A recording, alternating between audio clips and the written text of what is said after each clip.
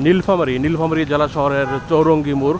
এখান থেকে নীল সাগর circuit house এবং হাসপাতালের চিহ্ন দেখাচ্ছে কোন দিকে কোনটা দূরত্ব। নীলফামারী জেলার প্রধান ডাকঘরটি এখানে অবস্থিত। মাঝখানে একটি ভাস্কর্য রয়েছে।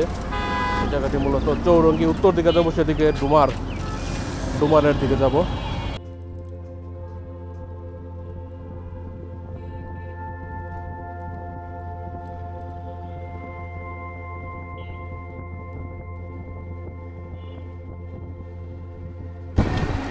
নীলফামারী সাধারণ গ্রন্থাগার 1883 সালে প্রতিষ্ঠিত পাবলিক লাইব্রেরি, বিশাল ব্যাপার।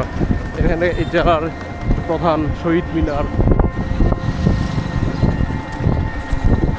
পেছনে জেলা শিল্পকলা একাডেমি, মহিলা কলেজ, কিছু প্রাইভেট ব্যাংকের শাখা। শহরের একটি মধ্যাঞ্চল, সিমসাম শহর, বড় একটি রাস্তা।